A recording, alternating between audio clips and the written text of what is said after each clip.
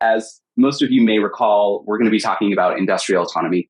I'll be giving you an overview of the role autonomous technology is playing in the world across a variety of industries right now. So, following 2 decades of research, development, and beta testing, autonomous industrial vehicles have grown beyond their startup phase and have risen to become really an industry necessity at dizzying speeds. In recent years, autonomous vehicle innovators have really proven the efficacy of the complex sensor technology and AI algorithms necessary to run AV.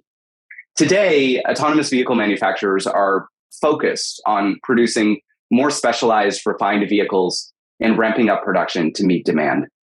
The bottom line is really this technology is everywhere. It represents a significant opportunity for not only investors, but for businesses across entire sectors looking to streamline their operations, shore up supply and labor shortages, and get work done.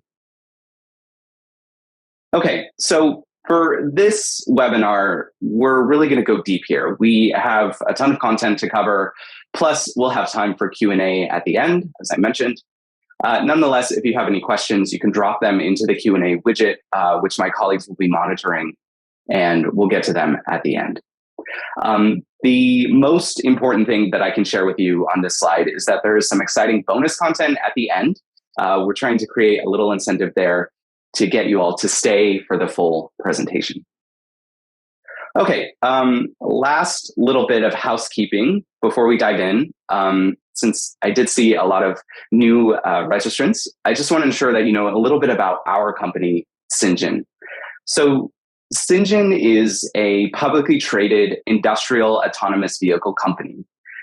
We deliver safe and surefire self-driving vehicle solutions to logistics, manufacturing, and heavy machinery organizations today.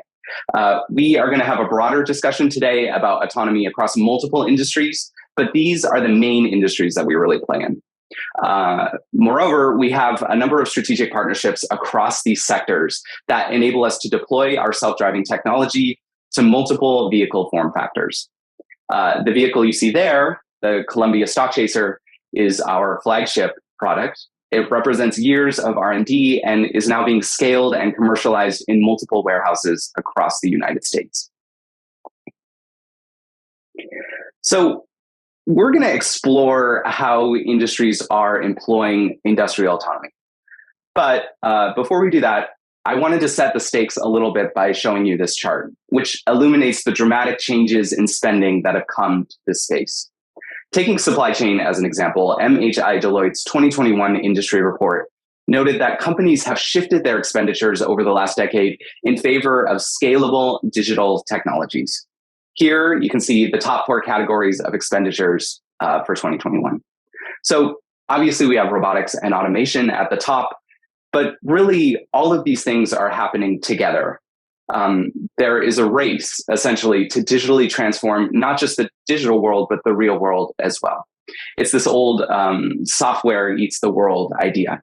And it's robotics and autonomy that's enabling these transformations out in the real world. We can also see these trends continue. So basically, the story I'm trying to tell here is one that's happening in almost every industry. Decision makers will continue to make technology investments to ensure that their businesses can run smoothly. And really, this is happening everywhere. The basic premise of this presentation is that the shift is seismic, and it's happening quickly. In fact, in a moment, we're going to go through all of the ways that autonomy is shifting the way businesses operate. Before we do that, though, I just wanted to pause and talk about some of the root causes of this shift. As you see there, there's 2 main drivers. The first is labor shortages, and the second is the e-commerce boom. The most recent report from the US Bureau of Labor Statistics showed that job openings had risen to 10.9 million, which is a near record high. Based on other projections, the US workforce will continue to shrink even more in the next decade as more workers get to retirement age. In fact, we've been in discussions with folks who have told us that they would hire 500 people right away if they could. On the e-commerce side, sales have increased 50% since 2019. This, of course, has driven the urgency of manufacturers and logistics providers to streamline their operations and ship more goods. And of course, as demand increases, that ripples out across almost every other sector.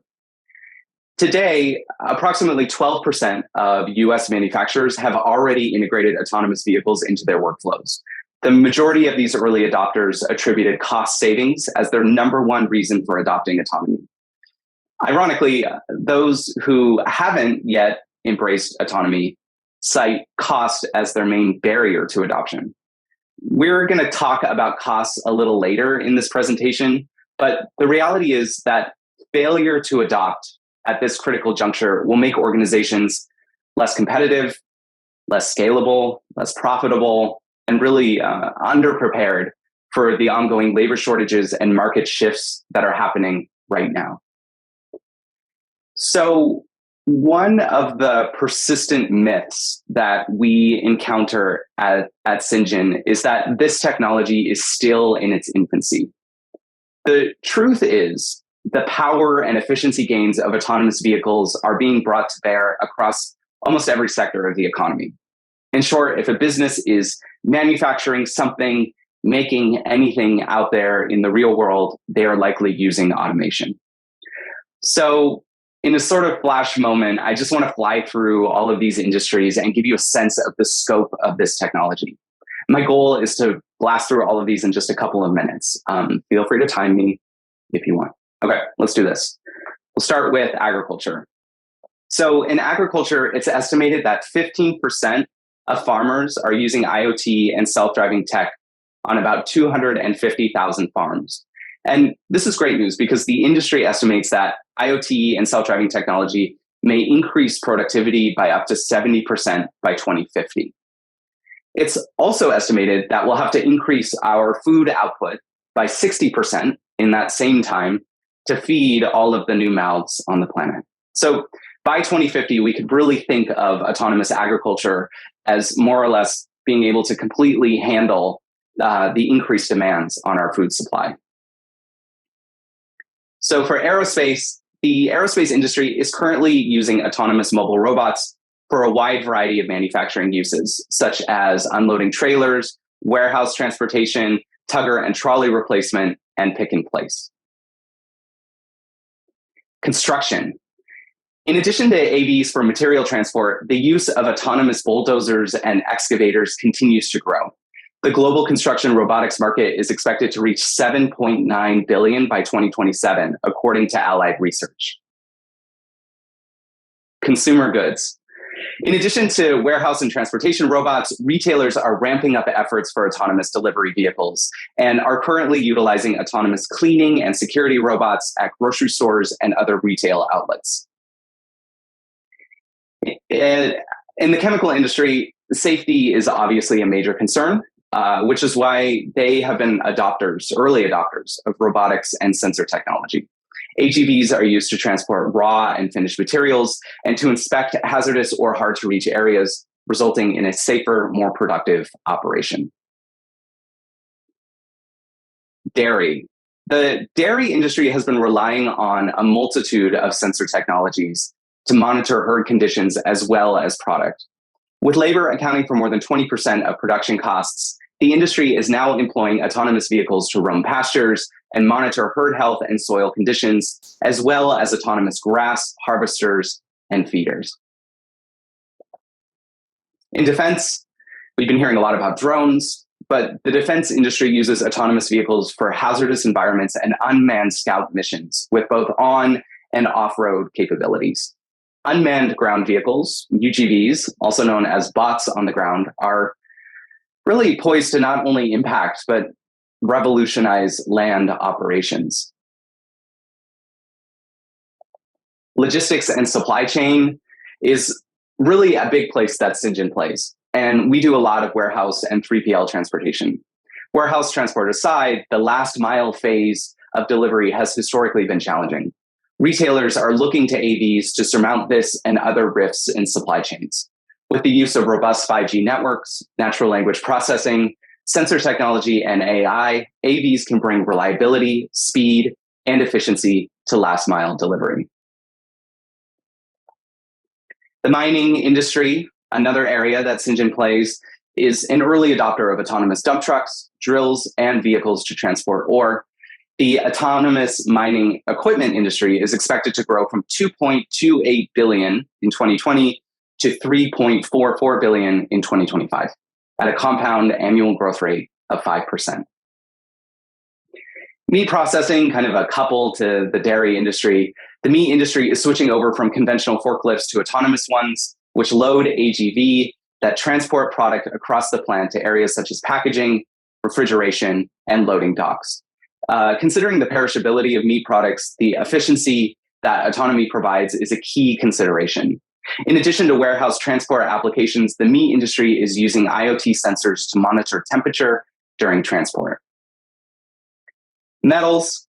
In sectors such as the aluminum industry, hot metal carriers, HMCs, autonomously handle and transport tons of molten metal from the smelter to the casting shed, where it is then converted to block products. Smaller AVs then transport block products to other plant areas. A lot has been happening in the oil and gas industry. They're currently utilizing autonomous drones, autonomous snakes, above ground AVs, and underwater autonomous vehicles for leak detection, pipe inspection, and security purposes. According to a recent World Economic Forum report, robotic land and underwater vehicles and drones are expected to be the highest adopted technologies in the oil and gas industry in the next 5 years. Pharmaceuticals. Pharma is highly automated, from employing robots to fill and pack with high accuracy and efficiency, to using AVs to transport goods along manufacturing routes. Pharmaceutical companies have also begun using autonomous vehicles for product delivery. Search and rescue. A lot of fires happening in California right now. According to a report by Market Research Future, the search and rescue robot market is projected to grow at a compound annual growth rate of 18.2% by 2027. Autonomous vehicles can traverse hazardous conditions, access hard-to-reach places, and send camera and sensor data to communicate findings with rescue workers. We also have it in snow removal. Driverless snowplows are already in use in countries such as Sweden and Canada. Minnesota is currently testing similar vehicles with advanced lane edge tracking, which enables this kind of work in the low visibility and high wind scenarios. When it's not snowing, the streets are still getting dirty. Street cleaning is a $1.9 billion industry in the US. This industry has begun development of fully autonomous electric street sweeping robots, saving labor costs and reducing dependence on fossil fuels.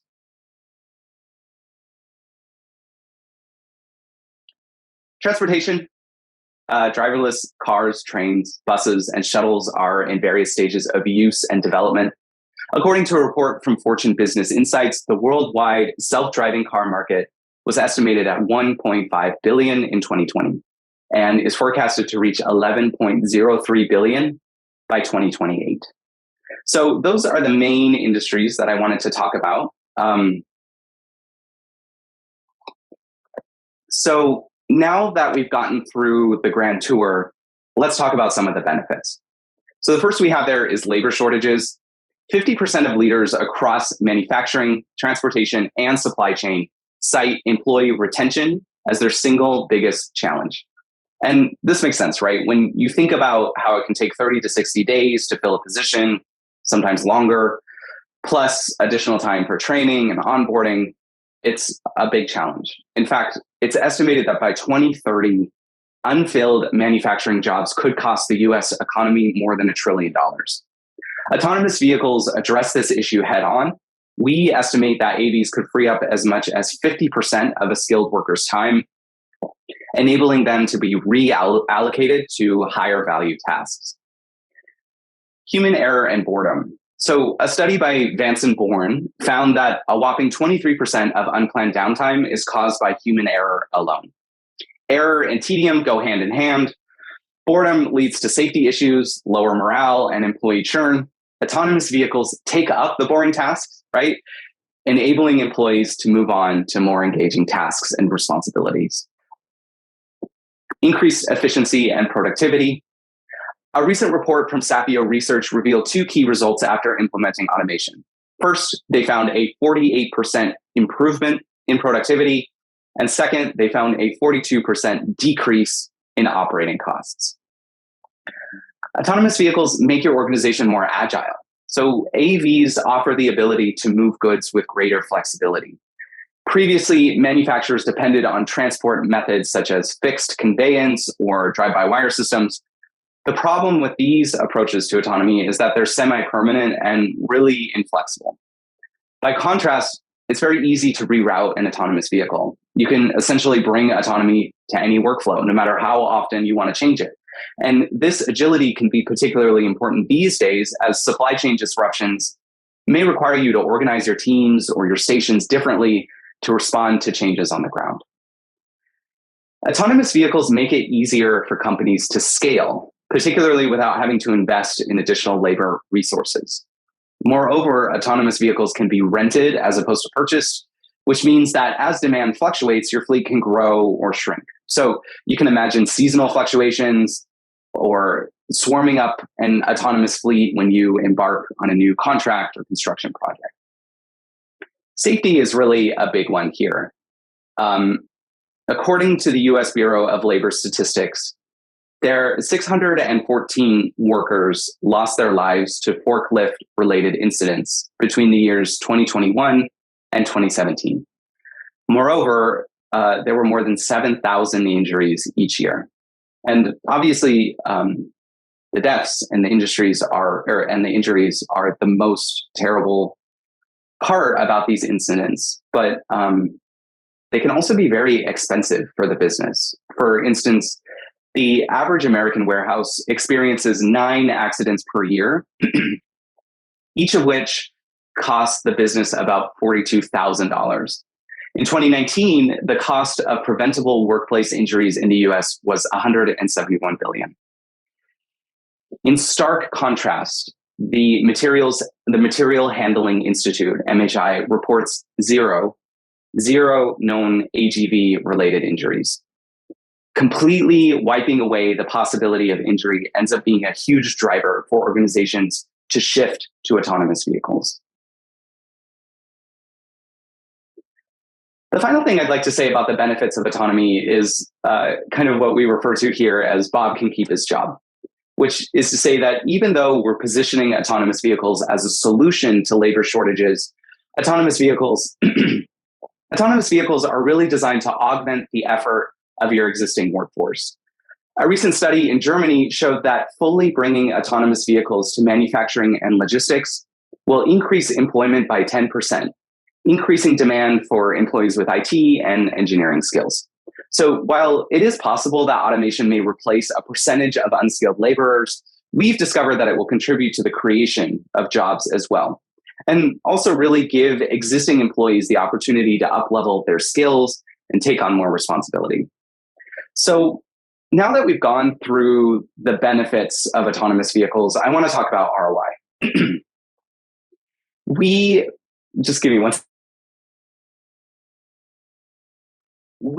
recently deployed our self-driving stock chaser at Global Logistics and Fulfillment. They are a third-party logistics provider based in Las Vegas.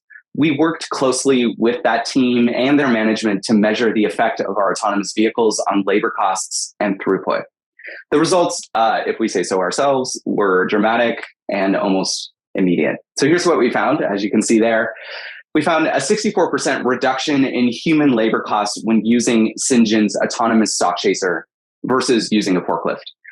And we also found a 33% increase in efficiency when using Syngen's autonomous stock chaser as opposed to using an electric pallet jack.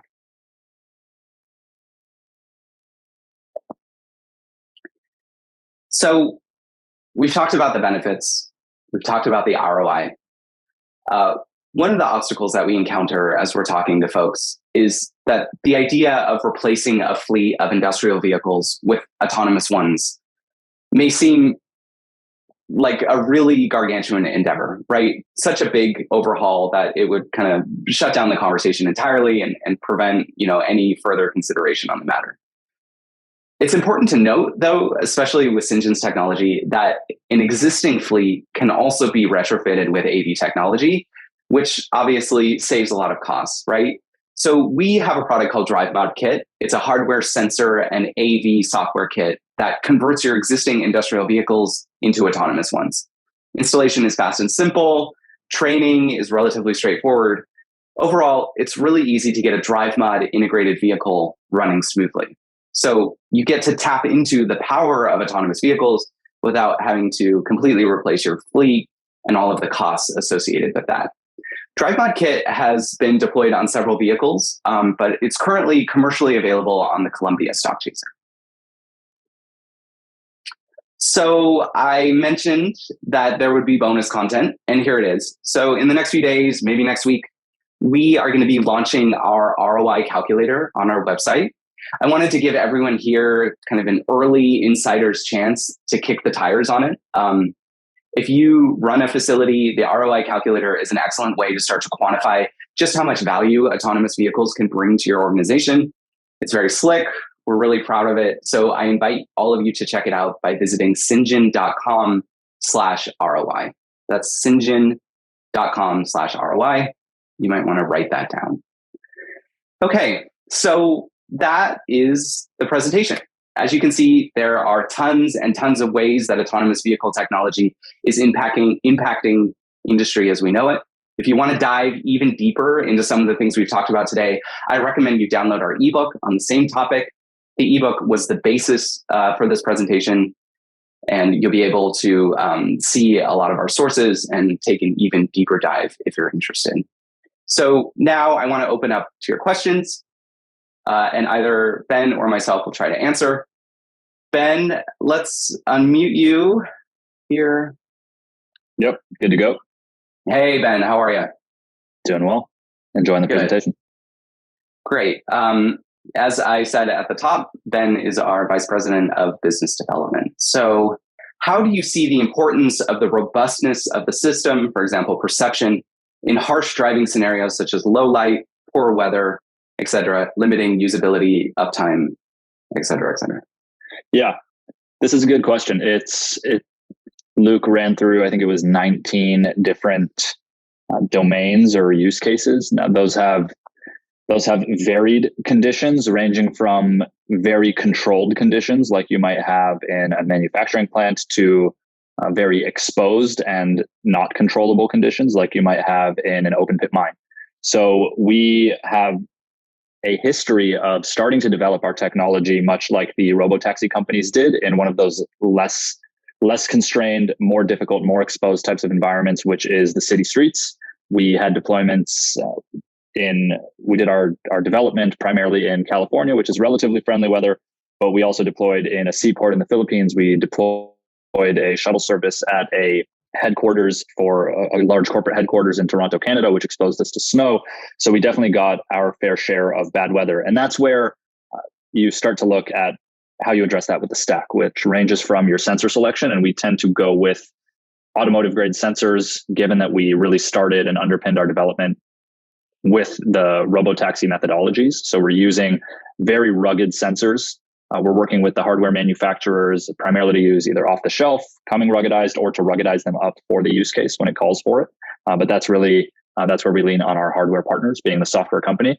But that's what we've done from a technical aspect, using sensor fusion, using a lot of these different sensors, because low light conditions, LiDAR does really well. Since it's an active sensor, it actually shoots small beams that don't really care how dark it is, whereas a camera is going to do well in other types of conditions.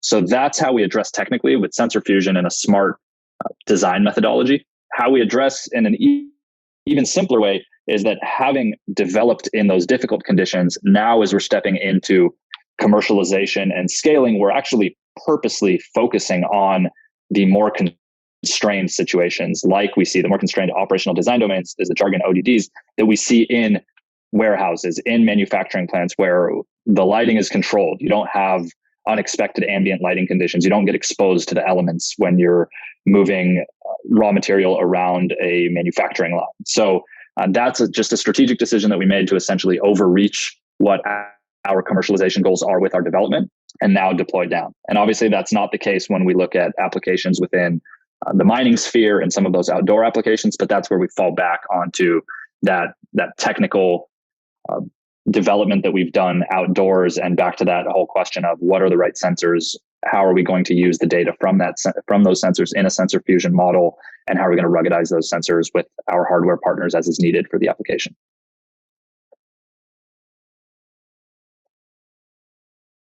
Okay. So I want to give everyone one last chance to get any questions in. Otherwise, we're going to call it a day here. I really appreciate all of your time. Thank you for attending. If you have any questions that come up later, feel free to shoot me an email, luke@syngent.com, or you can email ben@syngent.com. Have a wonderful day. Thank you for your time. Goodbye. Thanks all.